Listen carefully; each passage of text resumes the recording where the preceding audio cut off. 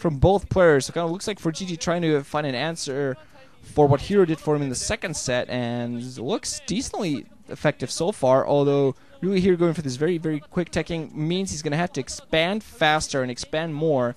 Going to want to pick up that 4 o'clock base for himself as soon as that option opens up for him, because he has the hive tech going out to add additional hatcheries, only working on 3 gas. It's going to allow him to use those defilers with lair tech units for a while if he stays that route.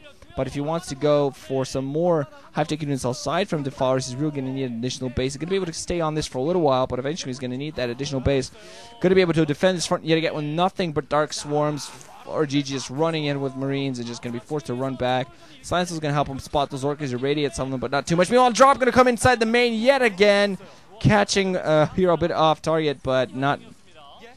But he still managed to run in there with Zerglings and pick those off. Still think that ForGG got a few drone kills, but yeah, by the saturation of the drones there, spot that a little bit of damage has been done. Although Hero is focusing quite a few on troops right now. Going to lose 1 defiler there, 2 irradiates. Has a lot of tanks there at the front, but still not really quite enough maybe to push back, because really you need a mass of fire bats if you want to push in against Dark Swarm. You really need a huge mass of fire bats, because, yeah, fire bats, because nothing is as good as the real thing. Lurker's now going to go and push out across that second Dark Swarm. One of the tanks almost going to go down. Just going to siege up right outside the range, going to try to siege at those lurkers. But Hero really showing some very nice defensive play, going for these early defilers, really managing to defend these bases with those Nidus canals in there. He's going to be able to get those defilers into any location he pleases. ForGG going to push out with another group. He has a significant army across the field, a lot of tanks. Minute Greens has a few firebats in there as well, but still going to have a lot of time pushing out. Might want to continue his drop strategies. Might have actually, I think, lost his drop shoot, but as he went for the drop on that main last time.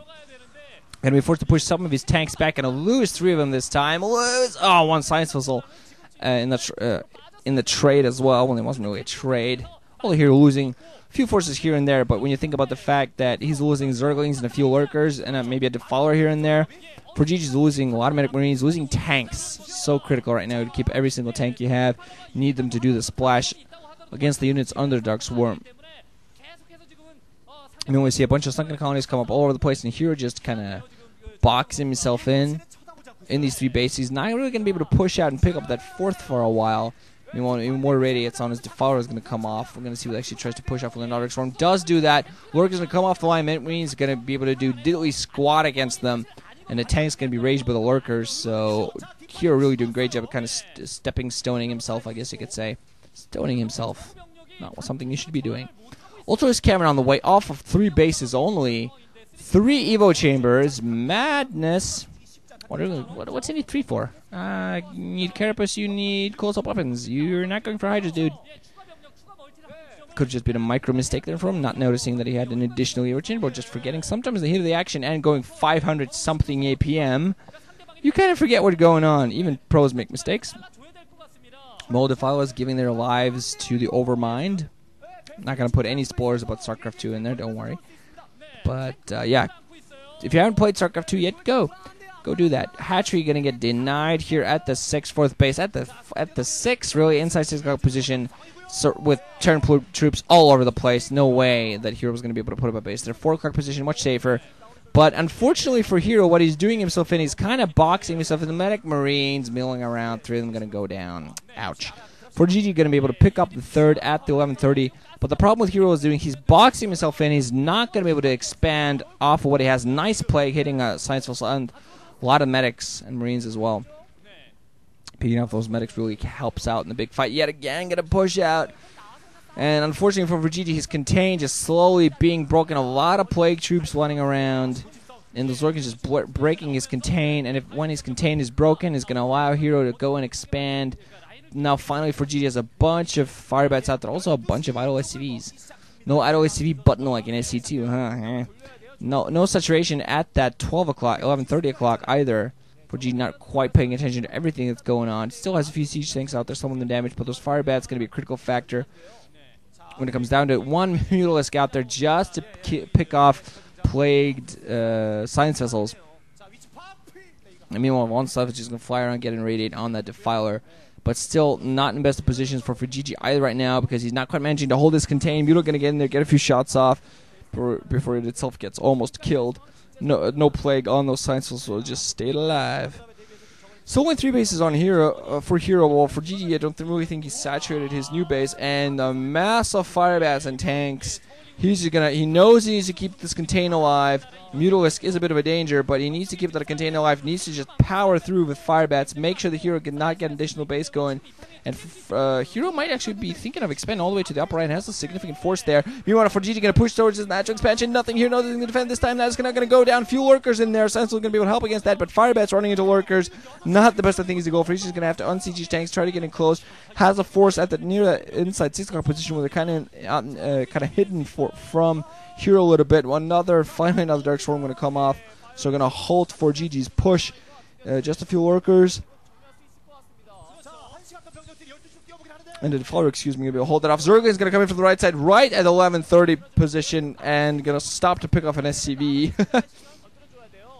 By the 11:30 position, completely out in the open, very vulnerable. Zerg is actually, I think Hero might have attacked moved because he's just following those SCVs around and picking them off. Just, hey, SCV, whatever. Meanwhile now, ForGG has been allowed to get his entire force in position to defend that 12. And if that indeed was just a mistake of going for an A move, that was bad because now a bunch of fire bats. Zergling's running in, and they're just getting, wow, look at that. Ripped to pieces. 2-2 upgrades on those fire bats with Stim and medics to support. You're screwed. Hero still only on 3 bases. ForGG has his own third going. So even if he can't break the front here, the economic factors are going to slowly get in the game because despite the fact that Hero has Ultras with Carapace 4 and Weapons 1, and he still managed to hold back with Defilers. ForGG still has a bunch of Sciences out there. He's going to be able to radiate those Ultras. Has a decent force. He's managing to reinforce the entire. Has a bunch of tanks outside, bunch of fire bats to support once he finally decides to try to break through. But right now he just needs to keep the contain, make sure that there's going to be no expansion out there, make sure that he knows what's happening across the map, make sure that Hero did not sneak an Expo out there, which he actually hasn't. And Hero, he needs to a double gas. Something like that would be nice.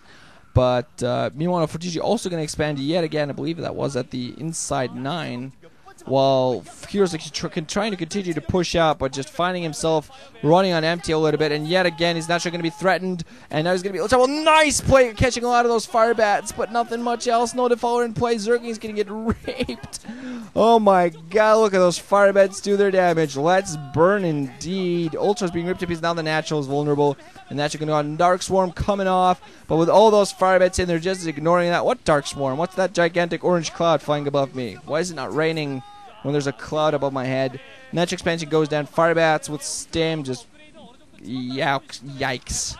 The damage done. Few Ultras just running out there trying to do a little bit of damage. ForGG is going to push back right now. Hold off. Siege up. Make sure he's in a good position to defend because he doesn't need to try to rush up that ramp. There's no need. There's no necessity. No rush. He's got Hero right where he wants him. Really his experience showing through. Just staying stubborn throughout the entire assault. Hero could have gone for better attacks. He could have actually had a Nidus at the low left position. Could have gotten some troops to there. Could have really surprised ForGG by going for a pincer attack from behind. One lurker here at the inside 9 o'clock position to do a little bit of damage, but that's not really going to bring him back into this game because he's in a significant amount of trouble. Hasn't done any expanding. Hasn't really done much of anything to bring him back into this game. At this point, just hauled off for too long, not managing to get his 4th up. You need when a Terran player is going for 3 bases, you need to be on 4. So there you go, GG. And ForGG moves on to the round of 8. Really feeling that his experience there shining through. So he's going to move himself to yet another quarterfinals of a tournament. Let's see how well he does and who he kind of managed to face off again. Both players taking a last swig of their respective energy juices. Energy-giving juices. ForGG going to go yet sign another t-shirt. Because I actually won a game that really matters this time. Yay. But anyway, this is going to be wrenching out, guys. Going to commentate plenty more tomorrow, but kind of got home really late tonight, so didn't manage to do too much. But hey, I managed to finish this one off, so hey. Jedong and Kalt will start off tomorrow, I do believe. Look forward to that. GG, wrenching out. Thanks for listening. Hope you enjoyed. Off to play some SC2 if I'm not too tired.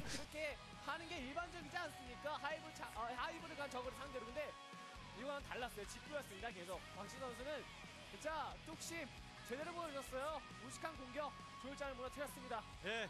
아 정말 그 조일장 선수의 앞마당 앞쪽이 제 집인 양 거기다가 떡